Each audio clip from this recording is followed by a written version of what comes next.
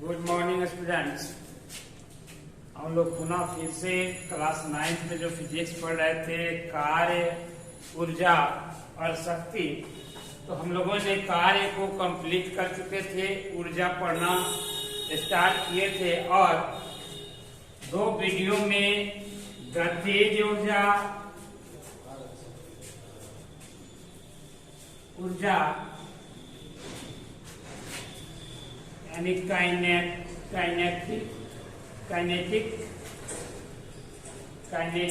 Energy और स्थिति ऊर्जा पोटेंशियल एनर्जी, इन दोनों के बारे में हम लोगों ने कंप्लीटली जान चुके थे। आज हम लोग जानेंगे कि काइनेटिक एनर्जी का यूज कहाँ है, पोटेंशियल एनर्जी का यूज कहाँ है, अगर दोनों का यूज है तो उस एनर्जी को क्या कहते हैं, इसके बारे में आज हम लोग जानेंगे। तो बाबू आपको बता दें कि काइनेटिक एनर्जी का जो हम लोगों ने एक समीकरण तैयार किया था, इक्वेशन तैयार किया था 1/2 mv² है जी। क्या तैयार किया था? 1/2 mv²। और पोटेंशियल एनर्जी का जो इक्वेशन था वह था mgh। ये दोनों इक्वेशन के अनुसार हम लोगों ने फिजिक्स के चैप्टर को पढ़ना शुरू किया था और इस इक्वेशन को जाने थे। आज पुनः हम लोग इसके बारे में डिटेल्स में अध्ययन करेंगे कि कहाँ पे किसका यूज किया था। तो आप जानते हैं कि काइनेटिक एनर्जी बराबर हो गया 1/2 mv²। तो ध्यान से देखिएगा, और पोटेंशियल एनर्जी बराबर मालूम चल गया है mgh। तो देखिएगा, किसी भी वस्तु का द्रव्यमान नियत होता है, वह किसी भी ग्रह के, इसमें कोई भी चेंज नहीं होता है। तो किसी भी वस्तु के द्रव्यमान का जब काइनेटिक एनर्जी होगा तो वह निर्भर किस पे करेगा जी? तो हम लोग क्या उसकी वेलोसिटी यानी स्पीड घटा सकते हैं या बढ़ा सकते हैं। तो देखिए, काइनेटिक एनर्जी यानी वेलोसिटी वेग पर निर्भर करता है। ये किस पर निर्भर करता है जी? वेग पर निर्भर करता है, वेग पर निर्भर करता है, निर्भर करता है। यानी यह हमेशा वेग पे निर्भर करता है। किसी भी वस्तु का काइनेटिक एनर्जी वेग पर निर्भर करता है, लेकिन पोटेंशियल एनर्जी किस पे करेगा जी? तो यहाँ ग्रेविटेशनल फोर्स जो है नियत है और मास भी नियत हुआ करता है किसी भी वस्तु का। इसके अनुसार ये जो है ऊंचाई पर निर्भर करता है, यानी हाइट पे निर्भर करता है। हाइट बढ़ेगा पोटेंशियल एनर्जी बढ़ेगी, हाइट घटेगा पोटेंशियल एनर्जी घटेगी। ये नहीं, आप ये भी जानेंगे कि जब वेलोसिटी बढ़ रहा है तो काइनेटिक एनर्जी बढ़ रहा है, वेलोसिटी घटेगा तो काइनेटिक एनर्जी घटेगा। और इधर क्या है? पोटेंशियल एनर्जी में हाइट बढ़ेगी, यानी हाइट इंक्रीज करे तो पोटेंशियल एनर्जी भी क्या होगा बाबू? इंक्रीज करेगा। यानी यह एक दूसरे के डायरेक्टली प्रोपोर्शनल है। यहाँ भी काइनेटिक एनर्जी के साथ जो वेग है, वेलोसिटी है, वह डायरेक्टली प्रोपोर्शनल है, यानी समानुपाती है। तो यानी क्या होगा? वेग बढ़ेगा, काइनेटिक एनर्जी बढ़ेगी, घटेगा तो काइनेटिक एनर्जी घटेगी। यहाँ पे स्थिति भी वही है, हाइट बढ़ेगी पोटेंशियल एनर्जी बढ़ेगी, हाइट घटेगी पोटेंशियल एनर्जी घटेगी। तो आप जानेंगे कि कहाँ पे काइनेटिक एनर्जी यूज होता है, कहाँ पे पोटेंशियल एनर्जी यूज होता है और कहाँ पे दोनों यूज होता है। इसके बारे में अब पुनः जानेंगे। तो बाबू आपको बता दें कि आप लोग देखते होंगे कि अगर ऊंचाई पर कुछ है, ऊंचाई पर कोई वस्तु है, तो वहां पे क्या होता है जी, काइनेटिक एनर्जी ना जी। तो मान लीजिए एक डैम है, डैम तो देखे होंगे जी, यहाँ पे क्या होता है, जो डैम जो बनाया जाता है, अब डैम की स्थिति यह होती है जो पानी को रोक के रखता है ना जी, पानी को रोक के रखता है। आप लोग देखेंगे डैम जो है पानी को रोक के रखता है, इधर पानी की मात्रा रहती है ना जी बाबू। अब यहाँ पे देखिएगा, हम लोग जानते हैं कि जो स्थितिज ऊर्जा है, पोटेंशियल एनर्जी है, वह हाइट पे निर्भर करता है। डैम क्या ऊंचाई पे है ना जी। और क्या करेगा, डैम के उस साइड की जितनी भी पानी है क्या है, कुछ ऊंचाई पे निर्भर रहता है, यानी जो पानी इधर की होती है वह क्या होगा, यहाँ पे स्थितिज ऊर्जा के रूप में होती है,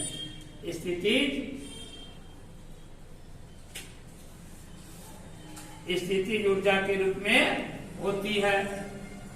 लेकिन जैसे इस जो डैम की दरवाजे होते हैं वहां से पानी को डिस्चार्ज किया जाता है, यानी खोल दी जाती है, तो पानी क्या होगा, यहाँ पे ऊंचाई से बहना शुरू कर देता है, एक धारा में बहना शुरू कर देता है।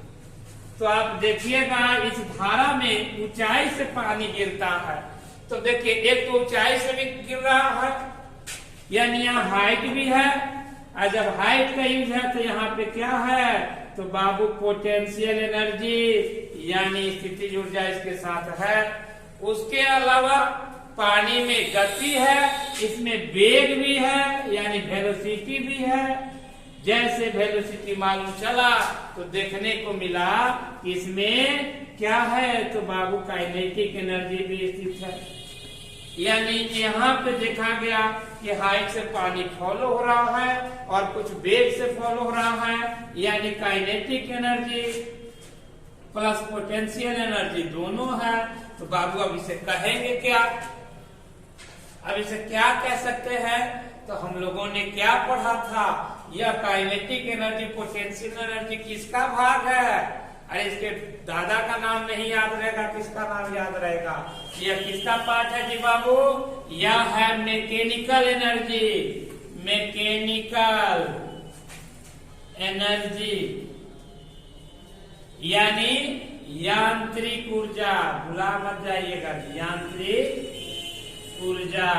तो बाबू आप आज जान गए कि जहां पे दोनों ऊर्जा हो, काइनेटिक एनर्जी यानी गतिज ऊर्जा भी है और स्थिति ऊर्जा भी है, अगर दोनों ऊर्जा सम्मिलित है उस वस्तु में तो उसे हम लोग यांत्रिक ऊर्जा कहते हैं। तीसरा स्थिति, अब यही पानी क्या होगा जी, आगे धारा क्या होगा, जमीन से लगकर बहना शुरू हो जाएगी, तो यहाँ पे क्या होगा, ऊंचाई हो जाएगा खत्म। तो जब ऊंचाई हो जाएगा खत्म तो सिर्फ इसमें कौन सा एनर्जी रहेगा, तो गतिज ऊर्जा यानी पोटेंशियल एनर्जी वर्क करना शुरू कर दे।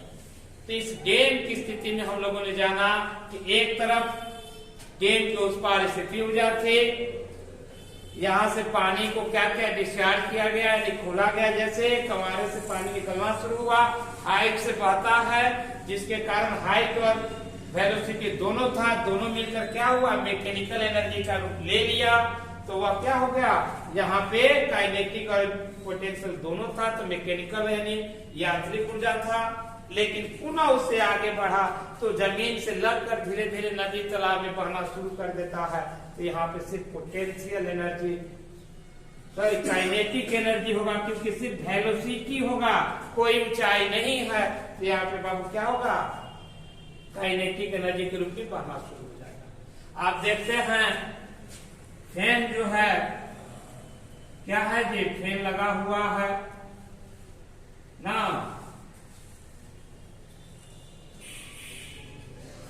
और फैन को क्या किया गया है, किसी छड़ से टांग के रखे, हाइट पे निर्भर है, ऐसे ही रुका हुआ है। तो इसमें देखेंगे तो सिर्फ क्या है, तो पोटेंशियल एनर्जी यानी स्थितिज ऊर्जा है। लेकिन अगर फैन गति करना शुरू कर दे तो पोटेंशियल के साथ क्या है, उसमें वेलोसिटी प्राप्त हो जाए तो तुरंत इसमें क्या हो जाएगा, काइनेटिक एनर्जी भी मिल जाएगा। और दोनों मिल गया तो क्या हो जाएगा बाबू, ये क्या हो जाएगा, चलती हुई जो फैन होगा, अगर यह क्या करे जी, अब नाचना शुरू कर दे तो यहाँ पे यांत्रिक ऊर्जा यानी मैकेनिकल एनर्जी प्राप्त कर लेगा। इसके अलावा आप देखते हैं हवाई जहाज, हवाई जहाज भी आसमान में उड़ता है ना जी, मन करे तो जमीन पे भी उड़ा दीजिएगा, आप लोग की मर्जी, लेकिन मर्जी हम लोग की चलने वाली है कि नहीं चलेगी। तो आप लोग देखते हैं, मान लीजिए हवाई जहाज है, मछली मत समझ लीजिएगा हवाई जहाज बना रहा है, अरे समझिए ना हवाई जहाज है। और यह क्या है जी, आसमान में उड़ान भर चुकी है। जब आसमान में उड़ान भरेगी तो इसमें क्या है जी, हाइट पे है कि नहीं, जमीन से कुछ ना कुछ हाइट से लगा है, और यह वेलोसिटी के साथ आगे बढ़ रहा है, यानी इसमें भी दोनों है। तो दोनों रहेगा तो क्या होगा जी बाबू, तो मैकेनिकल एनर्जी इसमें यूज होगा। यही जमीन पे रुकी हुई होगी, हाइट पे है, तो क्या होगा, स्थितिज ऊर्जा यानी पोटेंशियल एनर्जी है, रुकी हुई है पोटेंशियल, गति कर रही है काइनेटिक, ये स्थिति होता है इसका। इसके अलावा बहुत सारे उदाहरण दे सकते हैं एट्रैक्शन के रूप में। एक बहुत स्पेशल उदाहरण आज फरवरी के माह में हम आप लोग को दे दे रहा है, जो आप लोग के लिए बेशक अच्छा भी लगे तो देखिएगा। एक नौजवान जो है पिलर के ऊपर चढ़ चुका है, यहां पे एक नौजवान चढ़ चुका है पिलर पे, एक इस पिलर की कुछ हाइट है और यहां पे नौजवान की एक फ्रेंड जो है, जो सतह के ऊपर खड़ी है, और फरवरी माह की महीना है। तो देखिए ये तो हाइट पे निर्भर है जी, तो इसमें कौन सा एनर्जी होगा, अब यहीं पे है बेचारे, तो सिर्फ है यहाँ पे पोटेंशियल एनर्जी यूज हो रहा। लेकिन क्या हुआ, यह हाइट से अब इधर साइड में गति करना शुरू कर दिया, एक तो हाइट पे थे ही और वेलोसिटी प्राप्त कर ली, तो क्या हो गया, काइनेटिक एनर्जी भी प्राप्त कर लिए। अब कारण यह था कि 14 फरवरी सामने आ रहा था, बोले कि जल्दी आ जाना तो कूद के जान दे देंगे।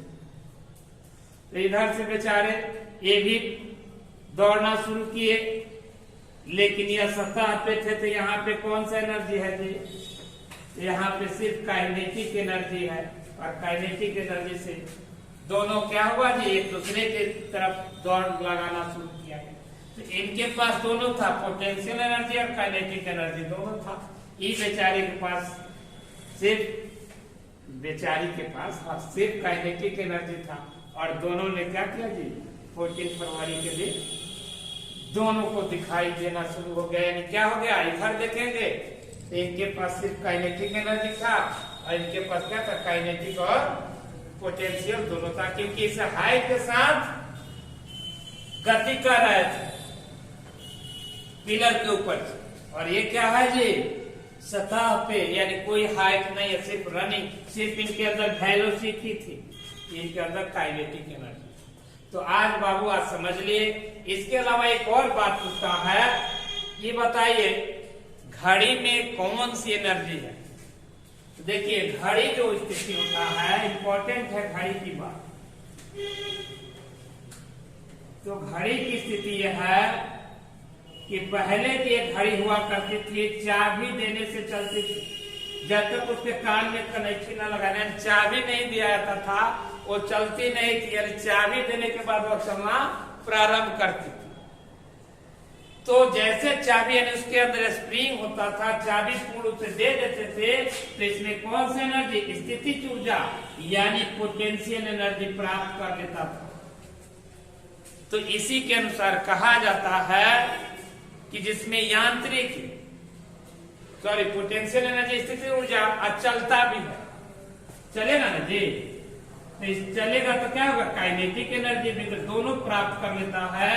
ये क्या हो जाएगा, मैकेनिकल एनर्जी प्राप्त हो जाएगा। यानी चाबी वाले घड़ी में स्थितिज ऊर्जा होता है, वो रनिंग कर रहा है, तो क्या हो गया, मैकेनिकल एनर्जी यानी यांत्रिक ऊर्जा होता है।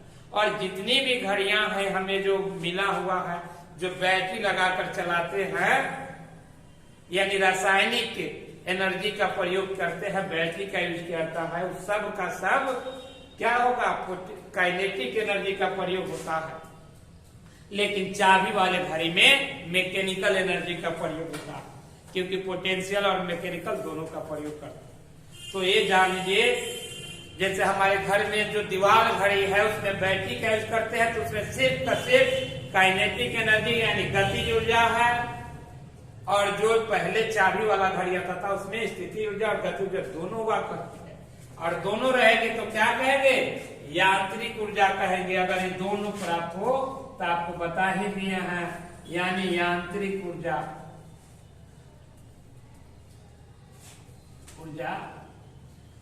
कहते हैं, यानी मैकेनिकल एनर्जी एनर्जी।